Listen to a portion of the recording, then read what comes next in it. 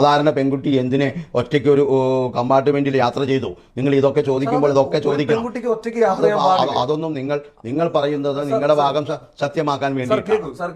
ഒരിക്കലും ഇപ്പൊ ആ പെൺകുട്ടി സ്ഥിരം ആ കുട്ടിക്ക് ഒരു ക്രിമിനൽ പശ്ചാത്തലവും ഇല്ല, ആ കുട്ടിയുടെ ഫാമിലിയിൽ പോലും ഒരു ക്രിമിനൽ. അപ്പൊ അതുകൊണ്ട് നിങ്ങൾ പറയണം ഞാൻ കേസ് ഏറ്റെടുക്കാൻ പാടില്ല, വക്കീൽ പണിയും ഉപേക്ഷിച്ചു പോകണമെന്നാണോ? ഒരിക്കലും പറയുന്നില്ല. പിന്നെ എന്തുകൊണ്ട് പറയുന്നു? എന്നെ പ്രതി സമീപിച്ചു, ഞാൻ പ്രതിക്ക് വേണ്ടി ആയിക്കോട്ടെ, നിങ്ങൾക്ക് എന്താണ് പ്രശ്നം? എന്നെ സംബന്ധിച്ചിടത്തോളം എന്റെ അടുത്തേക്ക് ഒരു പ്രതി എത്ര വലിയ കുറ്റവാളിയാണെങ്കിലും അവൻ്റെ ബാക്ക്ഗ്രൗണ്ട് അന്വേഷിച്ചോ അവൻ്റെ പശ്ചാത്തലം അന്വേഷിച്ചോ ഞാൻ പോകില്ല. എനിക്ക് എൻ്റെ ഫീസ് തന്നാൽ അവൻ ചെയ്ത കുറ്റത്തിൽ അവനെ രക്ഷിക്കാൻ ഞാൻ ശ്രമിക്കും.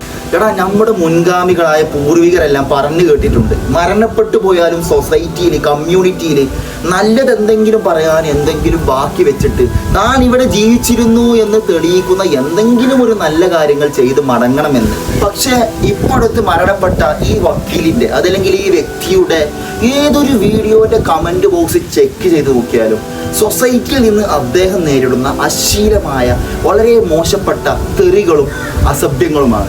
അതിന്റെ കാരണം എന്തെന്ന് വെച്ചാൽ, ഈ ഇന്റർവ്യൂ നിങ്ങൾ കണ്ടില്ലേ, താൻ ചെയ്തത് തെറ്റാണെന്നറിഞ്ഞിട്ടും തെറ്റ് ചെയ്ത കൊലയാളിക്ക് അല്ലെങ്കിൽ തെറ്റ് ചെയ്തവന് വേണ്ടി സപ്പോർട്ട് ചെയ്യുന്ന ഒരു വക്കീലായിരുന്നു ഈ പറഞ്ഞ വ്യക്തി. തൻ്റെ മുമ്പിൽ വന്ന് ക്യാഷ് വിതറുന്നത് കൊലയാളിയാണ് അല്ലെങ്കിൽ മോശപ്പെട്ടവനാണെന്ന് അറിഞ്ഞിട്ടും അയാൾക്ക് സപ്പോർട്ട് ചെയ്യാൻ താൻ തയ്യാറാണെന്ന് വീണ്ടും ആർജവത്തോടെ ആ ഇന്റർവ്യൂ നടത്തുന്ന വ്യക്തിയുടെ മുഖത്ത് നോക്കി അദ്ദേഹം പറയുന്നുണ്ടെങ്കിൽ അത് തന്നെയാണ് മരിച്ചുപോയിട്ടും ഇത്തരത്തിൽ അസഭ്യങ്ങൾ കൊണ്ടും തെറികൾ കൊണ്ടും അദ്ദേഹത്തിന്റെ വീഡിയോകളിൽ നിറയപ്പെടുന്നത്. താൻ വലിയ മിടുക്കനായിരിക്കും അല്ലെങ്കിൽ താൻ വലിയ വക്കീലായിരിക്കും, അതെല്ലാം ഓക്കെ, സമ്മതിച്ചു.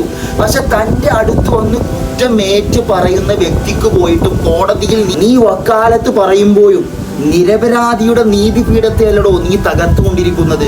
കുറ്റം ചെയ്തവനുള്ള പ്രതിഫലമാണ് 2 അക്ഷരമായ ശിക്ഷ.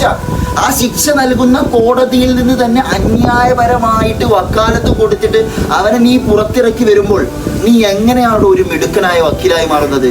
സോ വക്കാലത്ത് പറയുന്നവരാണെങ്കിലും അല്ലെങ്കിലും നന്മയ്ക്ക് വേണ്ടി എപ്പോഴും ശബ്ദമുയർത്തുന്നത്, തിന്മയാണെങ്കിൽ അതിനൊരു പ്രതിരോധ കോട്ട പണിയാണ്, ഒരു ആർജവം നാം ഓരോരുത്തരും ഉണ്ടാവും. ഇൻഷാ അല്ലാഹ്.